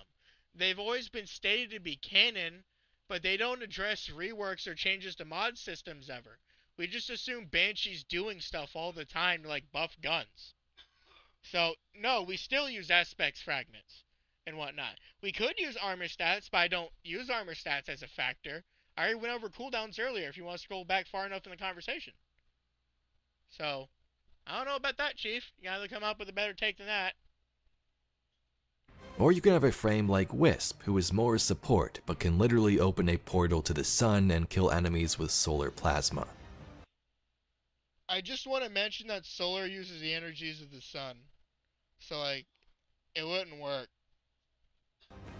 There are tons of different warframes you can play. There's even primes and proto-frames. So of course we're not going to dive through every ability from every frame, but you get the idea. Fair enough, but you still have to bring up the potency of them. And then you have to bring up feats and statements before you can really move on to that even. If that's the case, then every gun in Destiny is just a normal gun, not shooting normal bullets. Literally 0 damage. Soulgate, don't tell him. Lamau. Okay, so Okami, my man. Or woman. I don't know. I'm not gonna pretend to know who you are. But okay, so here's the thing, right? I always bring up guns in the conversation too from like both games, right? There's just so many guns, it's not always efficient to cover every single gun imaginable. I brought up things earlier in the stream like Gallahorn, Eyes of Tomorrow, Winter Bite, Lament, Heart Shadow, Darcy, Merciless. You could use Last Word, Lucky Pants or something, right? There's so many things you could bring up. It would just be so long a conversation that it's inefficient. Like, as annoying as it sounds, it's usually best to just be versed in the game and the weapons, talk to someone else who's also versed in the game and the weapons, and then you'll have a better constructive conversation that way. So, no, again, you need a better take than that, my guy. Again, I already said what I said earlier, so let's continue on. In the end, I think things could be pretty... So all in all, in the end, I think things could be pretty close, depending on which Guardian and Warframe are fighting each other. Based on? And unless we had a way to test this and seen some cutscenes and interactions between the companies who make these games. While we don't need interactions between the companies, we do have things like power scaling and lore stuff. We have the Pyramidion, we have Throne Worlds, we have the Revenant Plane, we have the Ley Lines, we have Callus, we have Rolk, we have Oryx, we have Panoptes, we have Atheon. Same with Warframe. Millie just covered Warframe's Cosmos earlier. The Cosmos conversation, it boils down to the Pale Heart transcending like everything because of how far away it is from everything imaginable, to the point only the final shape could reach the universe. That the Traveler scales above all throne worlds. The Revenant plane is maybe around the Traveler, but the Traveler is also weakened by Final Shape's story, so that's likely not the case. We can talk about the ley lines connecting the physical universe. We can talk about the Hilbert spaces from the Pyramidion. We can talk about, the infinite throne world thing. We could talk about the various Vex gods. I don't need a better take just because you won't go in depth about your views and opinions. That's a weird statement to make. My guy, I've already done this. I've made videos on this stuff like a long time ago, okay? I've already covered all the lore for like the Cosmos for both games. I've already done that before. I don't need to make another video. It's already happened before. So like, if you really want to get sweaty about it, I have the best take. If you really want to debate on it, I can defend myself in a debate against this guy any day of the week. We won't really know, and that's the fun of discussing this together. I agree, right? We don't necessarily know how interactions are going to go, so it'd be fun to imagine how it'd go between Guardians and Warframes. But realistically, I think Guardians and Warframes would probably just team up and try to beat up everything in the multiverse or something, right? Who knows, right? Like, maybe the Warframes would be like hunters, maybe they'd train each other and teach each other stuff. It'd be really cool. I'd definitely want to see a crossover event one day between the two. I'd be willing to cover it too on the channel. Warframes are fast, but can a tether slow them down? Yes, they're too fast for the Warframe to keep up with. Guardian switching to Golden Gun with a Nighthawk to do a tremendous amount of damage. Yes, they would one-shot them, because they can hurt Savathun and Oryx. With the movement of a Warframe and the tons of frames available, in the end, they're too slow. I personally think the Tenno would come out on top. Based on nothing? So we'll give them the win for this video, but definitely based on nothing, of course. Yeah, it's like I said earlier, it's not really based on research. I mean, keep in mind, right? He's a sweaty. Oh my, I said that word too much. But I was just thinking about what to say in this.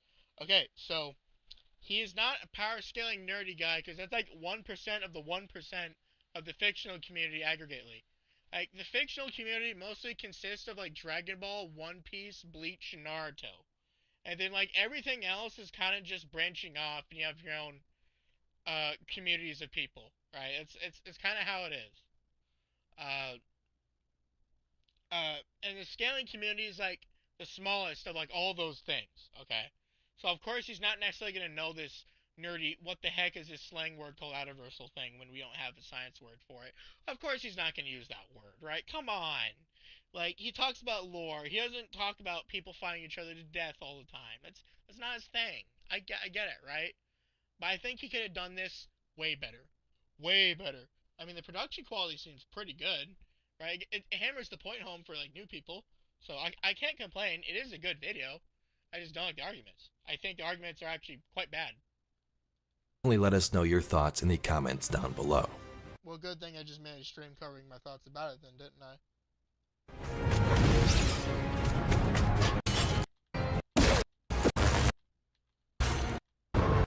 Guardian. You missed. Oh, wait. Hold on a minute. Yeah, that. So here's the thing. I let that one go a while back. I could have made a stream on it a while back. I just didn't want to, because, like, it would turn the whole point of a fun video, like, oh, imagine these two main characters fighting into, like, oh, just the Warframes, or not Warframes, just the Guardian destroys Master Chief and all the Halo characters. That doesn't sound fun at all. Touching on Limbo, the reason you reconstructed him is because he made a miscalculation stepping into his Limbo dimension and it shredded him. It's not the same as a Throne World. Takes like these are extremely common. Yeah, I agree with that stuff, Camp. I agree with that stuff, Burnman. But yeah, so, I don't hate Master Chief versus Guardian. I think it's a fun thing. But, come on, let's be honest. The Guardian's literally fighting orcs to Taken King, and people like The Witness. Like, there's no way Cortana, or, like, the strongest character in Halo, take your pick, name him, is gonna go up against freaking The Witness and win that fight. You're kidding me when you say that. Like, No, no. Like, I'd be willing to debate that too if someone wants to talk about it. Like, let's go. I'm sure Halo might have some outer stuff, maybe. I don't know. Maybe I'm overestimating it. Maybe I'm not, right? But I'm willing to have that talk. But I'm definitely willing to say that I think Destiny would outscale Halo. And not because of Cosmos scaling stuff like the Paraverse. I don't think it's because of that. But I do think Destiny would outscale Halo, though, regardless. In case you missed it, we've done some other comparison videos here on the channel. Master Chief versus the Guardian. The flood frame content in the versus the Vex. The Vex should, like, one tap and just absorb all the infested. Or flood from Halo 2. Guardian Tenno shouldn't be a discussion. You're right, it shouldn't be. But we have, when power scaling, do you consider gameplay or lore? I always consider both. I always consider gameplay and lore. It's just there's so many mechanics, there's so many guns, there's so many abilities, there's so many warframes, to the point that I like going over it case by case. I like talking about arguments and scales, and like I consider every warframe in Warframe, I consider them their own scaling end. It's obvious, it's different from doing the same for shows and anime. I always consider both. Like, video games are very different from manga and anime. I completely agree with that. But, I try to include everything. I don't like disregarding anything in the slightest. Actually, disregarding anything kind of makes me feel sick to my stomach. Because I don't like to just not include stuff. I like to include it and talk about, hey, there could be issues with this too. Keep that in mind, right? I try being straight up about it. I'm not trying to just take sides and be a propagandist. We're not here for that.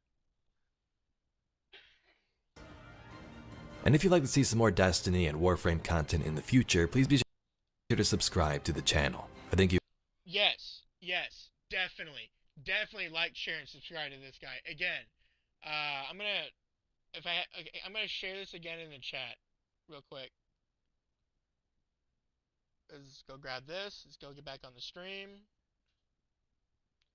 I'm gonna share this again in the chat, right? I think the average Tenno may be faster than the average Guardian, but the average Guardian has a greater energy output. I don't know if ability cooldown for each game is canon or just game mechanic. I mean, that's kind of how I treat it.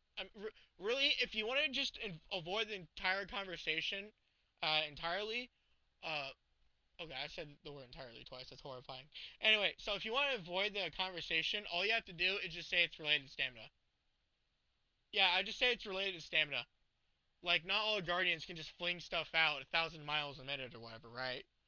I just consider it like a stamina thing.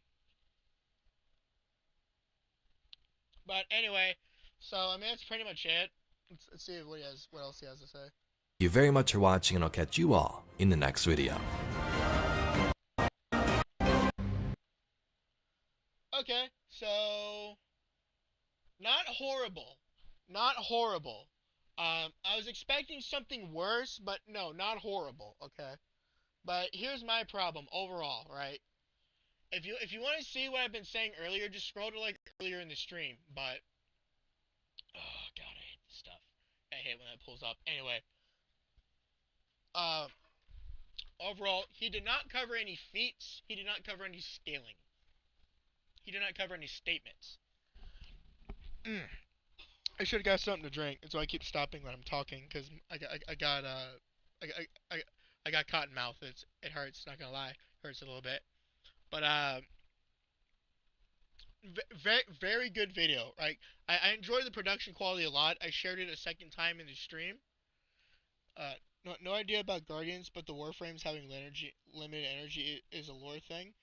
That is true, but in Warframe's defense, stuff like arcane energy, energy nexus, and the other one, Dreamer's Bond, that stuff does exist. Well, he did say this was his opinion. To be fair to him, right. That's what I'm saying, right? We're not trying to nuke him from orbit or anything.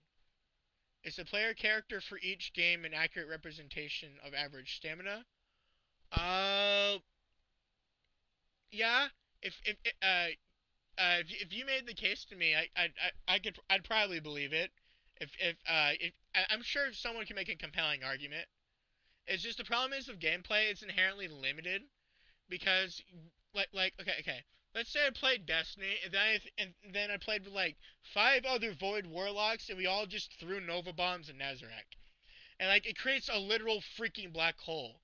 Like the game would crash, burn itself in half, light your computer on fire, and probably cause your house to freaking burn down or something. Like that's why they don't do that stuff in the game, because like it ruined the gameplay experience. Like creating massive black holes and all that nutty crazy stuff, right? That's more or less what it boils down to. The gameplay is a dubious limitation of what the character is overall capable of, lore-wise, right? And we know what it is with RPGs. They're loose with the storytelling, so it fits whatever fantasy you want of the game at the time, because it doesn't want to contradict it, because you're trying to immerse yourself into the game and the storytelling and the characters. So they have to be loose about the storytelling to some degree in order for it to work. So that's always going to cause problems for like representation of average stamina or average character, or average level power or something, right? That's always going to be an issue. Uh, but overall, I think it's a good video, but the arguments are pretty bad. All right, the arguments are really terrible. Uh, he didn't prove anything. He didn't drop anything. He wasn't able to be consistent about anything. He just roughly brought up stuff. What about taking what in the lore cutscenes and then applying it to what's possible in the gameplay? Very good question about taking. So, taking is established pretty quickly in the Taken King story, but the reason why Oryx didn't use it on the Guardian was because he's being a hypocrite. He wanted to fight the Guardian to the death, because, see, he's a sword logic god. So his thing is the hive of the ultimate power.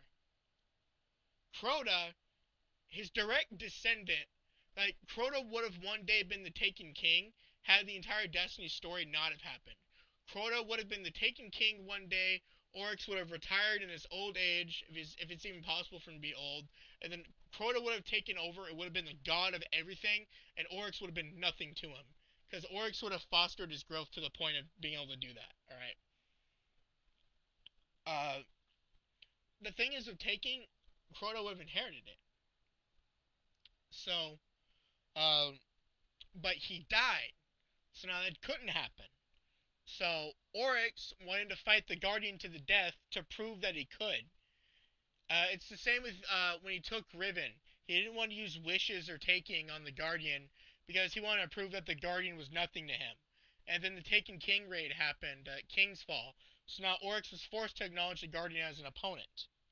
So that's why Oryx didn't use taking on the Guardian, even though it probably would have been smarter to do so. Basically, the stars aligned in plot armor for the Guardian. Plot armor eventually just beat Oryx, right? Taking as an Oryx ability, more so taking what's in the lore and what's applying it to the game. So how about taking in Destiny? I meant using lore and applying it to gameplay. Well, it's been applied to gameplay. Oryx took like the leader of the Cabal that just turned their ship into a missile and applied it, or not turned it into a missile and just rammed it into a ship. He like took the leader of the Cabal, and then we fight the leader of the Cabal. We see the effects of taking. Like if you put in the word taken right now in the search bar, let's go and look it up real quick. Taken.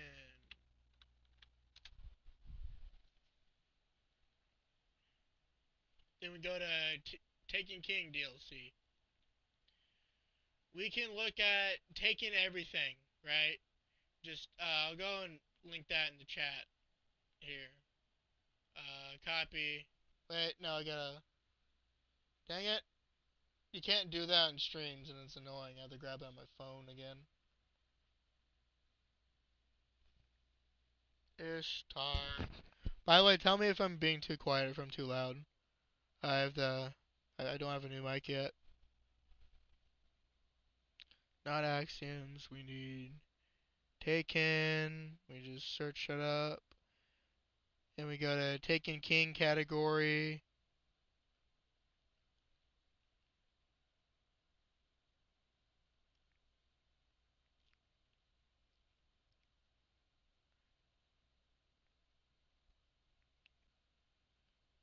Okay, so did you cover actual combat skills and techniques between the characters? His video didn't. I was reviewing his video.